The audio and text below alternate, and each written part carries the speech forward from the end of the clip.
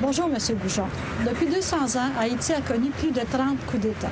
Qu'est-ce qui fait qu'Haïti vit dans une telle situation aujourd'hui? Comment on en est arrivé à un conflit aussi important? Madame Lefebvre, au fond, vous vous demandez pourquoi autant de misère. C'est pourtant Haïti qu'on a surnommé la perle des Antilles, mais comme vous allez le voir, cette perle reposait sur un collier qui a plutôt servi à étouffer le peuple haïtien. Comment en est-on arrivé là? D'abord, un peu de géographie. Haïti est situé dans les Grandes Antilles. Le pays partage l'île d'Hispaniola avec la République dominicaine. Haïti est classé 160e sur 175 selon l'indicateur de développement humain des Nations unies. Ça vous explique pourquoi ce pays, Haïti, est le plus pauvre des Amériques. Mais qu'est-ce qui explique cette descente aux enfers? Il y a 3 éléments historiques que nous allons vous raconter. D'abord, il y a son histoire coloniale. Il y a aussi l'isolement dans lequel les autres pays ont condamné Haïti dès sa naissance. Et enfin, il y avait l'existence d'élites prédatrices qui n'ont jamais donné aucune chance au peuple haïtien. L'histoire coloniale d'Haïti se caractérise par une exploitation massive des ressources de l'île sans aucune considération pour ce qu'on appellerait aujourd'hui le développement durable. Cette négligence apparaît dès 1492, alors que Christophe Colomb prend possession de l'île et la déclare colonie de l'Espagne. Immédiatement, les Espagnols transforment leur nouvelle colonie en un lieu d'extraction de richesses, principalement l'or. L'avidité des Espagnols les conduit à asservir les populations autochtones, les Taïnos, qui, à cette époque, auraient été plus d'1 million à vivre dans l'île d'Hispaniola. Les conquistadores les exploitent si durement qu'ils meurent tous en l'espace de 50 ans. L'histoire coloniale d'Haïti débute donc par un génocide. En 1697, Charles II, le roi d'Espagne, cède au roi de France, Louis XIV, la portion occidentale d'Hispaniola, qui est rebaptisée Saint-Domingue. Et cette colonisation française va intensifier la descente aux enfers d'Haïti. Je vous raconte la suite dans quelques instants. Je vous disais il y a quelques instants que la colonisation française a joué un rôle majeur dans le destin tragique d'Haïti. Voici comment ça s'est passé. Au 18e siècle, les Français installent à Saint-Domingue un système d'exploitation agricole qui est basé sur la culture du café et de la canne à sucre. Eh bien, à l'époque, la canne à sucre avait la même importance dans l'économie que le pétrole a aujourd'hui dans notre économie. Pour la France, Saint-Domingue, c'est le pactole. Les colons français de Saint-Domingue deviennent fabuleusement riches. C'est l'esclavage qui leur permet d'accumuler des fortunes.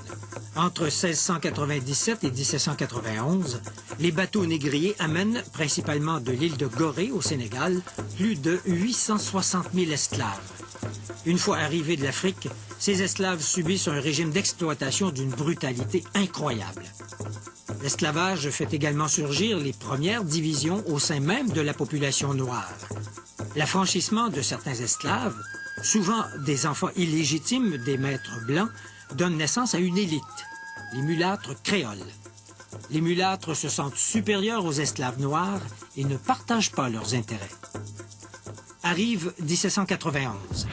La Révolution française bat son plein. Liberté, égalité, fraternité sont des principes qu'on veut étendre partout. Partout, sauf à Saint-Domingue, où les propriétaires des plantations y voient une menace au maintien du système esclavagiste. Cependant, les mulâtres et les Noirs affranchis souhaitent les voir établir ces principes dans l'île, mais pour eux seuls. Un chef, Toussaint Louverture, déclenche une rébellion extrêmement violente. Les rebelles battent les troupes de Napoléon Bonaparte et déclarent l'indépendance de la République d'Haïti le 1er janvier 1804. Haïti, ou Haïti, comme on disait à l'époque, c'est le nom que les indigènes Taïnos donnaient à leur territoire. Ça veut dire pays de montagne. Mais le prix payé par Haïti pour acquérir son indépendance est absolument astronomique. L'économie du pays est dévastée. Haïti aurait peut-être pu s'en sortir si d'autres pays avaient accepté de l'aider, mais ce ne fut pas le cas. Au contraire, épouvanté par l'idée absolument subversive à l'époque qu'une république soit dirigée par des Noirs, les puissances de cette époque isolent diplomatiquement et économiquement Haïti. 2 exemples de l'isolement d'Haïti. Le Vatican n'établit des liens qu'en 1860 avec une république officiellement catholique, mais noire, Et il faut attendre 1862, en pleine guerre de sécession américaine qui provoquera l'abolition de l'esclavage, pour que les États-Unis reconnaissent Haïti.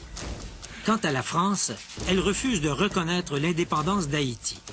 Pour convaincre la France d'accepter son existence, le gouvernement d'Haïti est forcé de verser une compensation que le gouvernement du roi Charles X fixe en 1825 à 150 millions de francs or. Même si cette somme est ramenée à 90 millions de francs or, c'est un coût additionnel asséné à l'économie d'un pays déjà à genoux. Haïti honore sa dette qu'elle finira de rembourser en 1938. Pour se sortir du gouffre, Haïti aurait eu besoin que ses élites proposent un projet de reconstruction nationale. Or, ça n'a pas été le cas. La nouvelle classe dirigeante, qui est formée de mulâtres créoles et des rares familles blanches demeurées dans l'île, perpétue l'exploitation des classes laborieuses, tout en interdisant à ces classes laborieuses, qui forment la majorité, l'accès au pouvoir. Les gouvernements se succèdent d'un coup d'État à l'autre, mais une chose demeure, le refus de la classe dirigeante de partager le pouvoir avec le peuple. À ce cycle d'instabilité s'ajoute l'occupation par les Américains entre 1915 et 1934. Les Américains laissent aux Haïtiens un héritage empoisonné, une armée professionnelle haïtienne qui amplifie la répression. Arrive 1957. Cette année-là, un médecin noir, François Duvalier, joue sur le ressentiment de la population noire pour se faire élire président. Duvalier aurait pu inaugurer une ère démocratique dans le pays. Il ne l'a pas fait. Au contraire, il établit une dictature qui élimine avec férocité toute dissidence.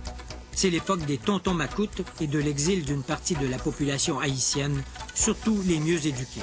Son fils, Jean-Claude, qui lui succède, est renversé en 1986.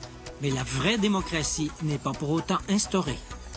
Depuis cette époque, la démocratie est fauchée chaque fois qu'elle tente de sortir de terre. L'espoir a longtemps reposé sur les épaules de Jean-Bertrand Aristide, un prêtre proche des masses et qui prêche une meilleure répartition des pouvoirs et de la richesse. Une fois au pouvoir, Aristide n'arrive pas à réaliser ce projet. D'une part, il se met à dos les élites possédantes qui ne veulent rien changer.